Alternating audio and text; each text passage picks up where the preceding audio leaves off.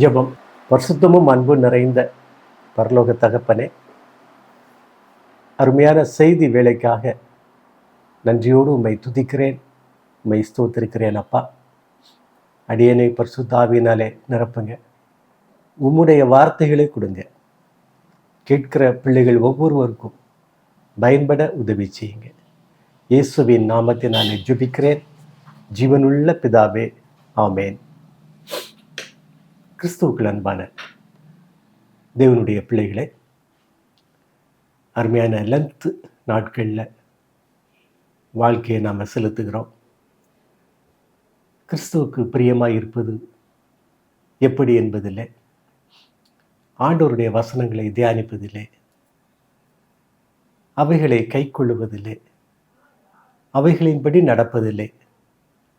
நாம் நம்மை அபியாசப்படுத்திக் கொள்வோம். தேவன் ஒவ்வொருவரையும் காண்கிற ஆண்டவராய் இருக்கிறார். நம்முடைய இருதயத்தின் நினைவுகள் அவருக்கு தெரியும். நம்முடைய எண்ணங்கள், இயக்கங்கள் எல்லாம் அவருக்கு தெரியும். இந்த நாட்கள் எல்லாருக்குமே ஆசீர்வாதமாய் இருக்கும்படி ஆண்டவரோடு நாம் இணைந்து நம்முடைய வாழ்க்கை பயணத்தை தொடங்குவோம். ஆண்டவர் நம்மை ஆசீர்வதிப்பார். அருமையான லென்த் நாட்கள் நம்மை ஆண்டவருக்கு ஒப்பு கொடுப்போம். நல்ல தியானத்தில் நம்ம நிலைத்திருப்போம்.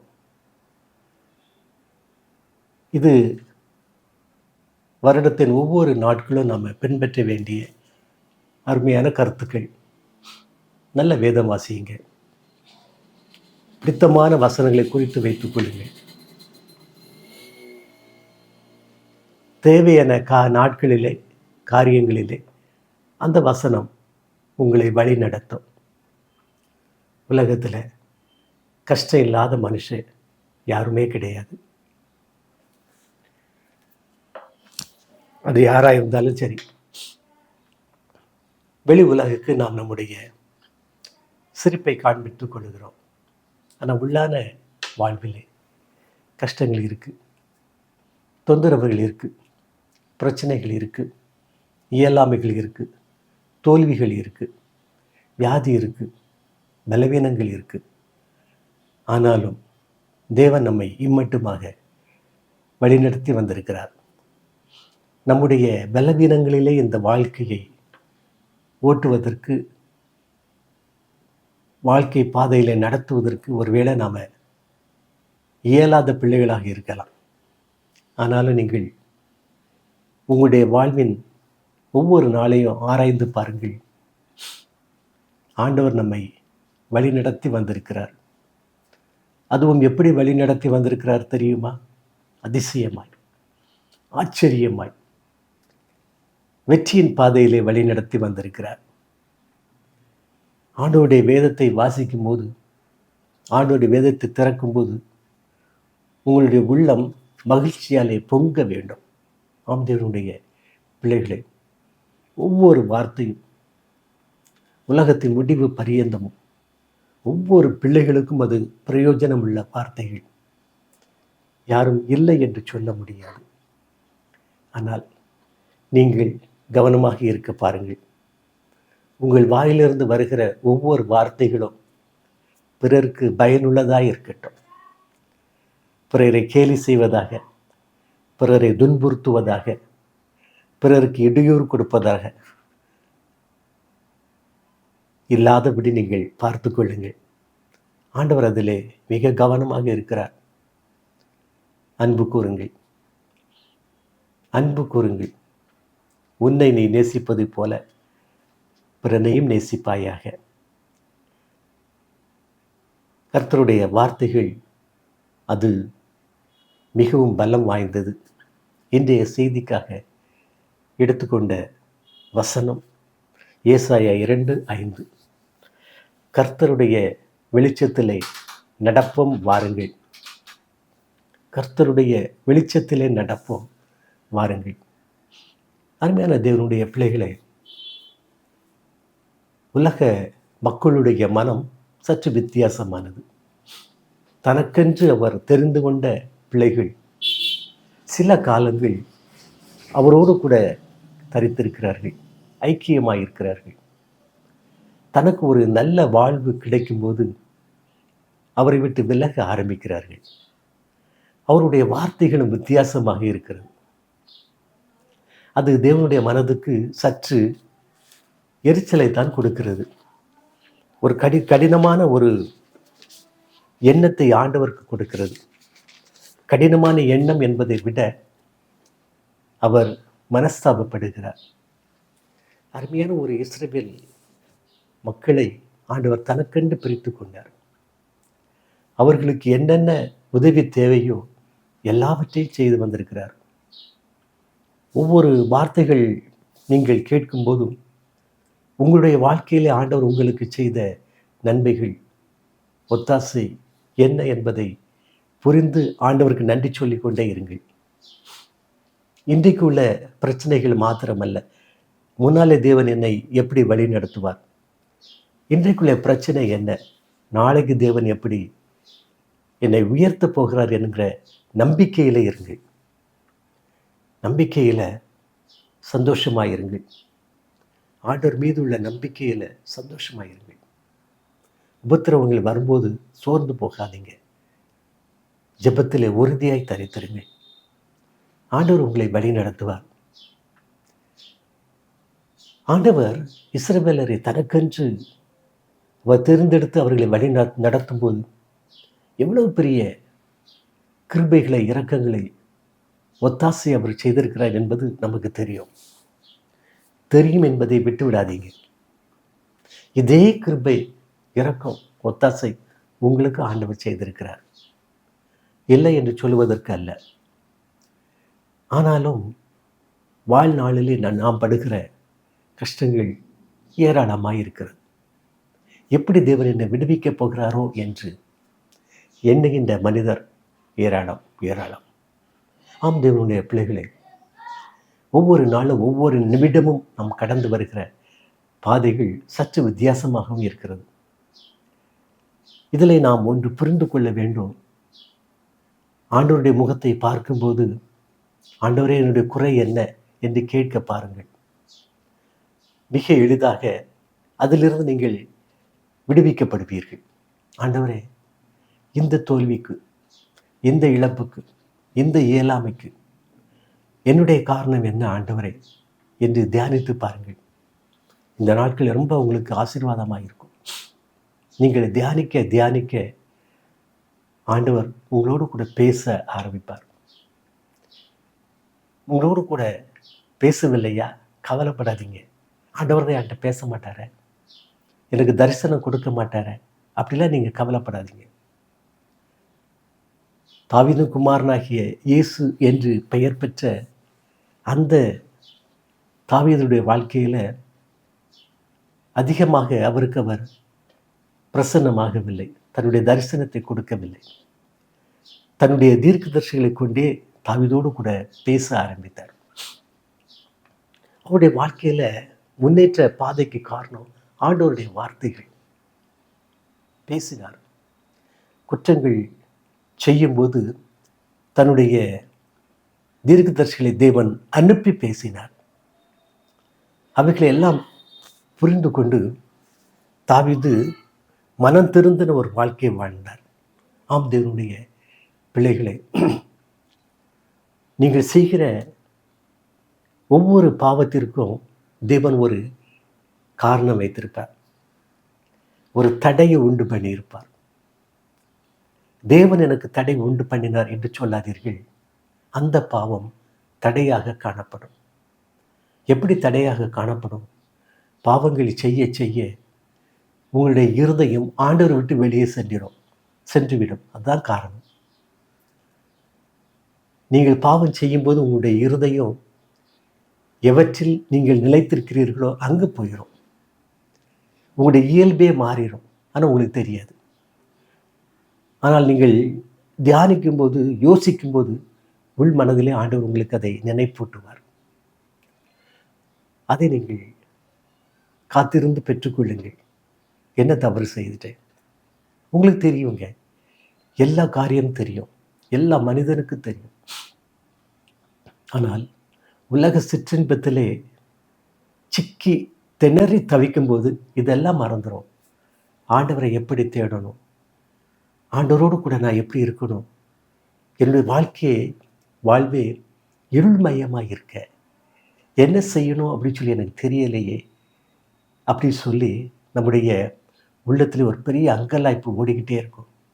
என் ஆண்டவர் என்ன, எங்கே இருக்கிறாரு, நானும் ஒரு கிறிஸ்தவன் தானே, தேவனுடைய பிள்ளை தானே என்று நம்முடைய உள்ளம் பரிதபிக்கும். ஆனால் ஆண்டவரிடமிருந்து ஒத்தாசை கிடைக்காது. தேவனுடைய பிள்ளைகளை ஒத்தாசை கிடைக்க வேண்டுமா? தியானிங்க. நல்ல வேத வசனத்தை உட்கார்ந்து தியானிங்க. ஒரு அதிகாரத்தை வாசிங்க. உங்களுக்கு தேவன் ஒரு நல்ல ஒரு வசனத்தை அனுப்பியிருப்பார். அதுதான் சங்கீதக்காரன் சொல்கிறாரு, 119ஆம் சங்கீதம் 105ஆம் வசனம் இப்படி சொல்லுகிறது, உம்முடைய வசனம் என் கால்களுக்கு தீபமும் என் பாதைக்கு வெளிச்சமுமாய் இருக்கிறது. அவர் சொல்கிறார் பாருங்க, எவ்வளவு அதிசயமான, ஆச்சரியமான, அற்புதமான ஒரு வசனம் தெரியுமா, ஒரு வார்த்தை தெரியுமா? உம்முடைய வசனம் என் கால்களுக்கு தீபமும் என் பாதைக்கு வெளிச்சமாக இருக்கிறது. இப்போ நீங்கள் கொஞ்சம் யோசித்து பாருங்களேன், என்னுடைய வாழ்க்கை இருள்மயமாக ஆயிற்று அப்படி சொல்லி கவலைப்படுகிறீர்களா? ஆண்டவருடைய வசனம் தாங்க. ஆண்டவர் தரிசனமே எனக்கு கிடைக்கலையே, கவலையப்படாதீங்க. ஆண்டவர் தான் உங்களுக்கு வசனத்தை அனுப்பியிருக்கிறாரு, வார்த்தையை கொடுத்துருக்கிறாரு. பற்றி கொள்ளுங்கள். பற்றி கொண்டு ஆண்டவரோடு கூட உட்கார்ந்து போராடுங்க. நிச்சயமாக என் தேவன் உங்களை ஆசீர்வதிப்பார், உங்களை விடுவிப்பாருங்க. நிறைய பிள்ளைகள் வியாதிக்காக ஜெபம் பண்ணுறாங்க, ஜெபம் பண்ணணும் அப்படின்னு சொல்கிறாங்க. பிள்ளைகளுடைய வாழ்வுக்காக ஜெபிக்க சொல்கிறாங்க. திசை மாறி அநேக பிள்ளைகள் இருக்கிறார்கள். குடி வெறியில் அப்படியே அலைகிறார்கள். இவைகள் நீங்கும்படியாக ஜெபிக்க சொல்லுகிறார்கள். தேவனுடைய பிள்ளைகளை நீங்களும் ஜெபிக்கணும். உங்கள் பிள்ளைகளுக்காக நீங்கள் ஜெபிக்கணும். நீங்கள் எவைகளை விட்டுவிட தேவன் விரும்புகிறாரோ அதை விட்டுவிடணும். இந்த நாட்டில் நீங்கள் நல்லா பயன்படுத்துங்க. பிள்ளைகளுக்கு நீங்கள் போதிக்கணுங்க. ஆபிரகாம் எப்படி நம் எல்லாருக்கும் தகப்பனானா தெரியுமா? ஆண்டவர் ஆபிரகாமை பற்றி ஒரு செய்தியை சொல்கிறாரு. தன்னுடைய சந்ததிக்கு என்னை பற்றி சொல்லிக் கொடுப்பான், தெய்வ மகிமையை போதிப்பான் அப்படி சொல்லியிருக்கிறாரு. ஆம், தேவனுடைய பிள்ளைகளை ஒவ்வொரு பெற்றோருடைய கடமையும் அதுதான்.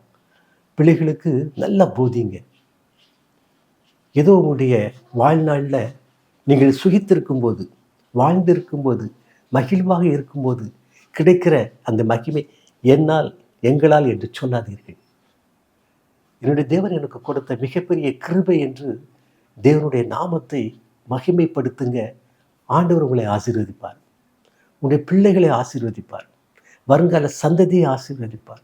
ஆம், தேவனுடைய பிள்ளைகளை எனக்கு எங்கும் இருள்மயமாக இருக்கிறதே அப்படி சொல்லி அங்கலாய்க்காதீங்க.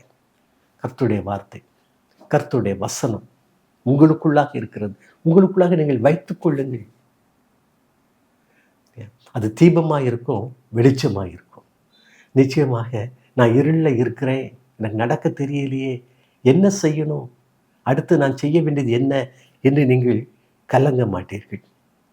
ஆம், தேவனுடைய பிள்ளைகளை எத்தனை பிள்ளைகள் வியாதிகளுக்காக, செல்வத்திற்காக, பணத்திற்காக, பண தேவைகளுக்காக எத்தனை பிள்ளைகள் கதறி அழுகின்றார்கள். வேலைக்கு போனால் வேலை செய்கிற இடங்களில் இருக்கிற தொந்தரவுகள், சில காரியங்கள் நமக்கு தெரியாமலே நம்ம தவறு படுகிறோம், அவற்றில் இருக்கிற பிரச்சனைகள் ஒவ்வொரு பிள்ளைகள் சொல்லும்போது தான் கிறிஸ்துவுக்குள் அன்பானவர்களே உலகம் எப்படி இயங்குகிறது என்பதை புரிந்து கொள்ள முடிகிறது. ஆக பிரச்சனை இல்லாத வாழ்வு இல்லை. ஆனால் நீங்கள் உபத்திரவத்தில் சோர்ந்து போக வேண்டாம். ஜெபத்தில் உறுதியாய் தரித்திருந்து நீங்கள் உலகத்தை வென்று கொள்ளுங்கள். ஆண்டவர் உங்களோடு கூட இருப்பார். ஆண்டவரோடு கூட நீங்கள் இணைந்திருங்க. அதை அவர் சொல்கிறார் பார்த்தீங்களா, அருமையான ஒரு அழைப்பு கொடுக்குறார். கர்த்தருடைய வெளிச்சத்திலே நடப்போம் வாருங்கள். யாருக்கு சொன்னாருங்க? இந்த ஏசாயா 2ஆம் அதிகாரத்துக்கு முந்தைய அதிகாரத்தை எடுங்க, 1ஆம் அதிகாரத்தை கூட எடுங்க. இந்த ஏசாயா தீர்க்கதரிசியின் அந்த தீர்க்க தரிசனங்கள் முக்கியமான ராஜாக்களுடைய பெயர் கொடுக்கப்பட்டிருக்கிறது. முதல் அவசரத்திலே உசியா, யோதாம், ஆகாஸ், எசேக்கியா ராஜாக்கள் வாழ்ந்த நாட்களிலே இந்த ஏசாயா தீர்க்க தரிசனம் உரைத்து வந்தார் என்று சொல்லுகிறது. ஆம்தேவனுடைய பிள்ளைகளே, இஸ்ரவேலர்கள் தேவன் கொடுத்த கிருபையை பெற்றுக்கொண்டு ஆண்டவருக்கு விரோதமாக செயல்பட ஆரம்பித்தார்கள். ஆமாம், ஆண்டவரை விட்டு பிரிந்து போக ஆரம்பித்தார்கள். அது ஆண்டவருக்கு மனஸ்தாபத்தை கொடுத்தது. ஆண்டவர் அவர்களை விட்டு தூரமாக விலகிவிட்டார். நீங்கள் கர்த்தரோடு இருந்தால் அவர் உங்களோடு இருப்பார். வசனம் அப்படிதான் சொல்லுது. நீங்கள் கர்த்தரோடு இருந்தால் அவர் உங்களோடு இருப்பார். நீங்கள் கர்த்தரை விட்டு பிரிந்து செஞ்சிட்டீங்கன்னா ஆண்டவர் உங்களோடு கூட இருக்க மாட்டார் இல்லையா? நீங்கள் அவரை அழைக்கவே மாட்டீங்களே. நீங்கள் வீட்டை விட்டு வெளியே போகும்போது, ஆண்டவரே உங்களுடைய சமூகம் எனக்கு முன்பாக செல்லட்டும் ஐயா, உங்களுடைய பிரசன்னம் என்னோடு கூட இருக்கட்டும் அப்படின்னு சொல்லி ஜெபிச்சுட்டு போங்க. ஆண்டவர் உங்களோடு கூட இருப்பார். பறந்து காக்கிற பட்சியை போல என்னை என்னுடைய பிள்ளைகளை பாதுகாத்துக் கொள்ளுங்க ஆண்டவரே, உங்களுடைய பிள்ளைகளை பாதுகாத்துக் கொள்ளுங்க ஆண்டவரே அப்படி ஜெபிச்சுட்டு போங்க. ஆண்டவர் உங்களை பாதுகாத்துக் கொள்வார். வீட்டில் உட்கார்ந்துருக்கீங்களா? ஆண்டவருடைய பிரசன்னம் என்னோட கூட இருக்கட்டும். பிசாசனுடைய பிரசனை எனக்கு வேண்டாம். பிசாசை என்னுடைய எல்கையை விட்டு அப்புறப்படுத்துங்க அப்படின்னு சொல்லி ஜெபிச்சுட்டு உட்காருங்க. ஆண்டவர் உங்களோட கூட இருப்பார். நீங்கள் ஆண்டவரை மறந்து விட்டால் ஆண்டவர் உங்களை விட்டு பிரிஞ்சிருவார். அது எப்படி அப்படி சொல்லி நீங்கள் கேட்க முடியாது.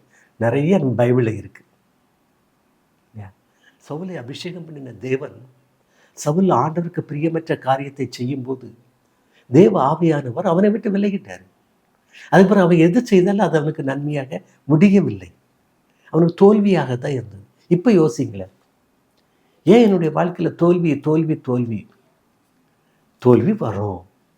அப்போ நான் பரிசுத்தமாக வாழ்கிறேனே, எனக்கு என்ன தேவை? தோல்வி வரும்.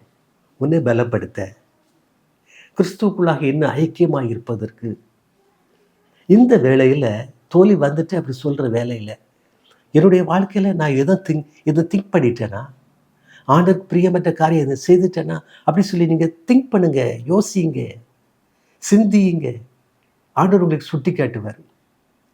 இல்லை நான் செய்யலை அப்படிங்கிற எண்ணம் இருக்குமானா ஆண்டவருடைய பாதப்படியிலே உட்கார்ந்துருங்களேன். இந்த நாளில் என்னை ஆசீர்வதிங்க ஆண்டவரே அப்படி சொல்லி உட்கார்ந்துருங்களேன். கவலைப்படாதீங்க, கண்ணீர் சிந்தாதீங்க, ஒவ்வொருவர்கிட்டையா போய் சொல்லாதீங்க ஆண்டவர் நைட் விலகிட்டார் அப்படின்னு சொல்லாதீங்க. பிசாசு கைதட்டி சிரிச்சுட்டு இருப்பான். அப்படி கிடையாது. உங்களுக்குள்ளாக இருக்கிற அந்த நம்பிக்கையை வளர்த்து கொள்ளுங்கள், வளர்த்து கொள்ளுங்கள். யாரையும் கைவிடுகிற ஆண்டவர் அல்ல. சிலர் பிள்ளைகளுக்கு திருமணம் நடக்கலை அப்படின்னு சொன்னால் என்னெல்லாம பேச ஆரம்பிச்சிடுறாங்க. குழந்தை இல்லை சொன்னால் ஆண்டவரே இல்லை அப்படிங்கிற மாதிரி பேச ஆரம்பிச்சிடுறாங்க. அப்படி இல்லை தேவனுடைய பிள்ளைகளை ஆண்டவர் கொடுப்பார், ஆண்டவர் கொடுப்பார். உங்களுடைய எண்ணங்களை அவர் அறிந்திருக்கிற ஆண்டவராக இருக்கிறார். கண்ணீரை அவருடைய துருத்தியில் வச்சிருக்கிறார். தேவனுடைய பிள்ளைகளை கேளுங்க. கேட்பதை எல்லாம் கொடுக்கிற ஆண்டவர். எந்த வாழ்க்கையில் உயர்வே இல்லையே அப்படின்னு நீங்கள் நினைக்கிறீங்களா? கேளுங்களேன். எவைகளை எல்லாம் நீங்கள் கேட்டுக்கொள்வீர்களோ அவைகளை எல்லாம் பெற்றுக்கொள்வீர்கள். அதானே வேதம் சொல்லுது. அதான் வேதம் சொல்லுது. கேட்கிறவனுக்கு கொடுக்கப்படும் அப்படிதான் ஆண்டவர் சொல்கிறாரு. ஆண்டவனை நிறைய கேளுங்க, கேளுங்க. தேவனுடைய பிள்ளைகளை உங்களுக்காக கேட்கும் அந்த நேரத்தில் உங்களை போல என்னை போல கஷ்டப்படுகிற இத்தனை பேர் இருக்காங்க ஆண்டவரே, அவர்களுக்கும் கொடுங்க ஆண்டவரே. இதனால் வரக்கூடிய கஷ்டத்தின் வலி எனக்கு தெரியுமப்பா.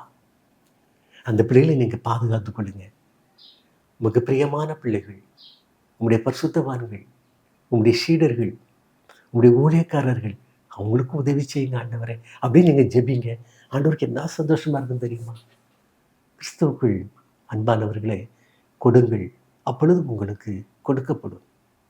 பிறருக்கு எவைகளை எல்லாம் கொடுக்கணும்னு சொல்லி நீங்கள் ஆயத்தமாக இருக்கிறீர்களோ, ஆசைப்படுகிறீர்களோ, அவைகளை எல்லாம் தேவன் உங்களுக்கு கொடுப்பார். யாரையும் நீங்கள் மறந்துடாதீங்க, யாரையும் மறுதளிக்காதீங்க, யாரையும் நீங்கள் புறம்பே தள்ளி விடாதீர்கள். ஏனென்றால் நம்மை புறம்பே தள்ளாத ஆண்டவர் நம்முடைய ஆண்டவர். அப்படியானா ஆண்டவர் என்னை உயர்த்துவதற்கு இல்லையா, நான் எவ்வளோ நாள் காத்திருக்கணும் அப்படிங்கிற ஒரு எண்ணம் வரும். நீங்களா காத்திருக்க வேண்டிய அவசியமே இல்லை. மோசேயுடைய வாழ்க்கையில் பாருங்கள், முதல் 40 வருடங்கள் அவனுடைய பிறப்பு எப்படிப்பட்ட பிறப்பு தெரியுமா? இருள் சூழ்ந்த ஒரு காலம். அந்த ராஜா பிறந்த பிள்ளைகளை கொலை செய்ய ஆர்டர் கொடுத்துட்டான். கட்டளை பிறப்பிச்சாச்சு. அவனுடைய பெற்றோருக்குள்ளாக இருந்த நம்பிக்கை இல்லையா, அவனை துணிகளில் சுற்றி ஒரு சின்ன கூடையில் வச்சு ஆற்றோரமாக அவன் பிள்ளையை ஒழிச்சு வச்சுட்டாங்க. அந்த பிள்ளைக்கு காவலில் இருந்தது யாரு? அவனுடைய சகோதரி. அப்போ நம்பிக்கை இருக்கா? ஸோ இருள் சூழ்ந்த இந்த உலகத்தில் என் வாழ்க்கையில் இருள் சூழ்ந்துட்டே அப்படின்னு சொல்லி எண்ணிக்கிட்டு இருக்கிற உங்களுக்கு ஒரு நம்பிக்கை இருக்கா? அந்த நம்பிக்கையை நீங்கள் செயல்படுத்துங்க. ஆண்டவருடைய கண் உங்கள் மேலே இருக்கும். ஆண்டவருடைய பாதுகாப்பு உங்கள் மேலே இருக்கும். உங்களுடைய பிள்ளைகள் மேலே இருக்கும். உங்களுடைய குடும்பத்தின் மேலே இருக்கும். எதையுமே நீங்கள் இருள் சூழ்ந்துட்டே அப்படின்னு சொல்லிட்டு அப்படியே அங்கலாய்த்து அமைதியாக உட்கார்ந்துடாதீங்க. செயல்படுங்க. தேவனுடைய பிள்ளைகளை, செயல்படுகிற பிள்ளைகளுக்கு தான் தேவன் ஆசீர்வாதங்களை கொடுப்பார். சரிங்க, என்ன நடந்துச்சு? அவன் அந்த குழந்தைய எங்கே கொண்டு போயிட்டாங்க? பார்வோனுடைய அரண்மனைக்கு கொண்டு போயிட்டாங்க. பார்வோனின் மகளுடைய குழந்தையாக வளர்க்கப்படுது. எவ்வளவு ஆசீர்வாதமான ஒரு காரியம். 40 ஆண்டுகள் பார்வோனுடைய அரண்மனையில் ராஜகுமாரனாக அவன் வசித்து வருகிறான். ஆண்டவர் ஏங்க மோசேக்கு இத்தனை லட்சம் மக்களை இஸ்ரவேலரை கையில் கொடுத்து நீ வழி நடத்துப்பா அப்படி சொல்லி ஏன் கொடுத்தாருங்க? அவன் எல்லா சட்ட திட்டங்களையும் அறிந்து கொண்டவனாக இருந்தான். அந்த 40 ஆண்டுகள், 40 ஆண்டு முடிவில் அவனுக்கு மிகப்பெரிய உயர்வு கிடைச்சதா? இல்லைங்க, நல்ல ஒரு வாழ்வு கிடைச்சது. ஆனால் தேவன் அங்கே அவனை பயிற்றுவித்தார். ஒரு சில காரியங்களை செய்தான். ராஜா மோசையை கொலை செய்ய தேடும்போது ஓடிட்டான். இருள் சூழ்ந்த ஒரு காலம். ஓடி போய் இன்னொரு இடத்துல வாழ்ந்துட்டு இருக்காங்க. அருமையான ஒரு மனைவி கிடைச்ச அவனுக்கு. அருமையான ஒரு மனைவி. இஸ்ரவேல் பெண் அல்ல, இன்னொரு ஜாதியான ஒரு பெண்ணு கிடைச்சா. 2 குழந்தைகளை கொடுத்தார். ஆசீர்வாதமான ஒரு வாழ்வு. ஆனால் என்ன வாழ்ந்தாங்க? 40 ஆண்டுகள் அரச குடும்பத்தில் வாழ்ந்துட்டு ஆடு மேய்ச்சிட்டு இருந்தாங்க. அது எத்தனை வருஷம் மேய்ச்சான்? 40 ஆண்டுகள் மேய்த்தான். தேவனுடைய பிள்ளைகளே, உங்களுடைய வாழ்க்கையில் கஷ்டங்கள் வருதா? கண்ணீர் வருதா? உங்களை பலப்படுத்த, நீங்கள் ஆண்டவரோடு கூட எப்படி இருக்கீங்க அப்படிங்கிறத தெரிந்து கொள்ள, உங்களுக்கு புரிய வைக்க 40 ஆண்டுகளுங்க. அவன் ஆடு மேய்ச்சிட்டு இருக்கிறான். அவனுடைய எண்ணங்கள், சிந்தனைகளை எல்லாம் ஆண்டவர் புரிந்து கொண்டார். அவனுடைய எண்ணம் எப்படிப்பட்டதாக இருந்துச்சு? இஸ்ரவேலருக்கு விடுதலை என்று. இஸ்ரவேலரை காப்பாற்ற போவது யார்? இதுதான் ஆண்டவரிடத்திலே அவனுடைய முறையீடாக இருந்தது. இப்ப பாருங்க, முச்செடியில் ஒரு தரிசனம் கொடுத்தார். கூப்பிட்டார், போக மாட்டேட்டான். மிகப்பெரிய ஒரு போராட்டங்க. ஆனால் கடைசியில் தேவன் தான் நினைத்ததை செய்தார். அவனை அழைத்து கொண்டு போனார். அந்த 40 ஆண்டு முடிஞ்சு போச்சு. 80 வருஷம் முடிஞ்சு போச்சு. உடனே மிகப்பெரிய உயர்வா? ராஜாவாயிட்டானா? இல்லையே. அங்கே கூட்டு போனார். ஆனால் ராஜாவை காட்டிலும் அவனை உயர்த்தி இருந்தார். அவன் செய்த அற்புதங்கள், அடையாளங்கள், வல்லமைகள் இல்லையா, அவன் மோசே இயேசு கிறிஸ்துவனுடைய ஒரு முன் அடையாளமாக அவன் காணப்பட்டான் என்று வேதம் சொல்கிறார். ஆமாங்க, ஆண்டவர் என்னென்ன செய்ய போகிறாரோ எல்லாவற்றையும் செய்து காட்டினான். இயற்கை அவனுக்கு கட்டுப்பட்டது என்று வேதம் சொல்கிறார். ஆண்டவருடைய பிள்ளைகளே, கவலைப்படாதீங்க. என்னுடைய வாழ்க்கை இருள் சூழ்ந்து இருக்கிறதே அப்படின்னு சொல்லி கவலைப்படாதீங்க. ஏனென்றால் ஆண்டவர் உங்களோடு கூட இருக்கிறார். ஆண்டவர் உங்களோடு கூட இருக்கிறார் என்பதை நீங்கள் நிலைப்படுத்தி கொள்ள வேண்டும் என்றால், உறுதிப்படுத்தி கொள்ள வேண்டும் என்றால், நீங்கள் யாரோடு கூட இருக்கணும்? ஆண்டவரோடு கூட இருக்கணும். ஆண்டவரை விட்டு கொஞ்சம் கூட நீங்கள் நினைச்சிடாதீங்க, விலகி போயிடாதீங்க. என்னுடைய வாழ்க்கையில் இருள் இருக்கே என்று சொல்லாதீர்கள். உங்களுடைய வாழ்க்கையில் தேவன் வெளிச்சத்தை கொடுக்கிறார். ஆண்டவரோடு கூட இருந்தால் வெளிச்சத்தை கொடுப்பார். அழகா சங்கீதக்காரன் சொல்கிறான், உங்களுடைய வசனம் என் கால்களுக்கு தீபமாக இருக்கிறது. எப்போ தீபமாக இருக்குது என்னுடைய பிள்ளைகள்? உட்கார்ந்துருந்தால நடக்கணும். இருள் இருக்க, இருள் சூழ்ந்திருக்க அப்படின்னு சொல்லி உட்காராதீங்க, சோர்ந்து போகாதீங்க. நடக்க நடக்க அது தீபமாக இருக்கும். உங்களுடைய என் பாதைக்கு வெளிச்சங்க பாதையை உண்டு பண்ணி கொடுக்கிறது. தேவன் உங்களை எல்லா காரியங்களிலும் உங்களை ஆசீர்வதிக்கிற ஒரு ஆண்டவராக இருக்கிறார். மோசேயினுடைய வாழ்வில் இருள் சூழ்ந்துச்சு, விலகும். இருள் சூழும் வெள்ளகும், இருள் சூழும் வெள்ளகும். ஆமாம் ஆண்டவர், இருள் உண்டு, உலகத்தில் உங்களுக்கு உபத்திரம் உண்டு. ஆனாலும் உங்களை தைரியப்படுத்தும்படியாய் ஆண்டவர் ஒரு வார்த்தை சொல்கிறார், திடன் கொள்ளுங்கள், நான் உலகத்தை ஜெயித்தேன். உலகமும் உலக மக்களாலும் நீங்கள் தோற்க முடியாது. நான் ஜெயிக்கிறவனாக உங்களோடு கூட இருக்கிறேன் என்று ஆண்டவர் சொல்லுகிறார். நல்ல அமைதியாக உட்காந்து தியானம் பண்ணுங்கள். நீங்கள் உங்களுக்கு ஒரு காரியம் நடக்கலை அப்படி சொன்னால் உடனே கலங்கி போய் அழாதீங்க. அமைதியாக உட்கார்ந்து ஆண்டவருடைய பாதத்தில் உட்கார்ந்து தியானம் பண்ணுங்கள். ஆண்டவர் உங்களோடு கூட இருப்பார், உங்களோடு கூட பேசுவார். ஏன் ஆண்டவர் என்கிட்ட பேசலை அப்படின்னு சொல்லி உட்காந்து கலங்காதீங்க. வேதத்தை வாசிங்க, வசனம் உங்களோடு கூட பேசும். ஏனென்றால் தேவனுடைய வசனம்தான் தீபமும் வெளிச்சமுமாய் இருக்கிறது. ஜெபிப்போம். கிருபை நிறைந்த ஆண்டவரே, உம்முடைய வார்த்தைகளுக்காக உம்மை நன்றியோடு துதிக்கிறேன், உம்மை ஸ்தோத்திருக்கிறேன். அப்பா, உலகத்தில் உபத்திரம் உண்டு, ஆனாலும் திடன் கொள்ளுங்கள், நான் உலகத்தை ஜெயித்தேன். கர்த்தருடைய வெளிச்சத்திலே நடப்போம் வாருங்கள், கர்த்தருடைய வெளிச்சத்திலே நடப்போம் வாருங்கள். இருள் என்று சொல்லாதீர்கள். என்னுடைய வாழ்க்கை இருள் சூழ்ந்து காணப்படுகிறது என்று சொல்லாதீர்கள். ஆண்டவரோடு கூட பேசுங்க, ஆண்டவரோடு கூட நல்ல தியானிப்பதற்கு நேரத்தை ஒதுக்கிக் கொள்ளுங்கள். ஆண்டவரை நீங்கள் விட்டு விடாதீர்கள். உங்கள் எண்ணங்கள் இயக்கங்கள் எல்லாம் கருத்தாய் ஆண்டவரோடு கூட ஜெபிப்பதில்லை நிலைத்திருக்கட்டும். கருத்தான ஜெபம் நிச்சயமாக உங்களுக்கு விடுதலை கொடுக்கும். இன்றைக்கா நாளைக்கா நீங்கள் அதெல்லாம் நீங்கள் எதிர்பார்க்காதீர்கள். உள்ளத்தில் ஒரு நம்பிக்கை இருக்கட்டும். நிச்சயமாக என்னுடைய பிள்ளைகளுடைய, என்னுடைய சந்ததியினுடைய வாழ்க்கையில் தேவன் எனக்கு வெற்றியை கொடுப்பார் என்கிற ஒரு சந்தோஷம் இருக்கட்டும், நம்பிக்கை இருக்கட்டும். ஜெபிக்க உங்களுடைய உள்ளத்தில் சந்தோஷம் பரவும். தேவனுடைய பிள்ளைகளை நடக்க நடக்க தீபமாக இருக்கும் ஆண்டவருடைய வசனம் இல்லையா, பாதைக்கு வெளிச்சமாக இருக்கும். தேவன் உங்களை எல்லா நிலைகளிலும் ஆசீர்வதிப்பாருங்க. எவைகளையெல்லாம் நீங்கள் ஆண்டவர்கிட்ட கேட்டுட்ருப்பீங்களோ, கேட்கிறீர்களோ, எல்லாவற்றையும் நிறைவாய் உங்களுக்கு கொடுப்பார். நல்லா ஜெபிங்க, சந்தோஷமாக இருங்க தேவனுடைய பிள்ளைகளே. கவலை வேண்டாம். கவலைப்படுகிறதுனாலே எவன் தன் சரீர அளவை ஒரு முழமாவது கூட்ட முடியுமா? கூட்டவும் முடியாது, குறைக்கவும் முடியாது. ஆனால் தேவன் உங்களை உயர்த்துகிற ஆண்டவராக இருக்கிறார், ஆசீர்வதிப்பார். அருமையான தேவனுடைய பிள்ளைகளை, ஜெபித்து ஆண்டவரிடமிருந்து எல்லா காரியங்களையும் நீங்கள் நிறைவாய் பெற்றுக்கொள்ளுங்கள். தேவன் தாமே உங்களை ஆசீர்வதிப்பாராக. ஆண்டவரை, அருமையான டிவி நடத்துகிற மகனை ஆசீர்வதிங்க, தகப்பனாரை ஆசீர்வதிங்க, மனைவி பிள்ளைகளை ஆசீர்வதிங்க, அருமையான ஊழியக்காரர்களை ஆசீர்வதிங்க. இந்த டிவியினுடைய ஒவ்வொரு செயலும் இன்னும் ஆண்டவரே ஆசீர்வாதமாக இருக்கும்படியாய் உதவி செய்யுங்க. பண தேவைகள் சந்திக்கப்பட உதவி செய்யுங்க.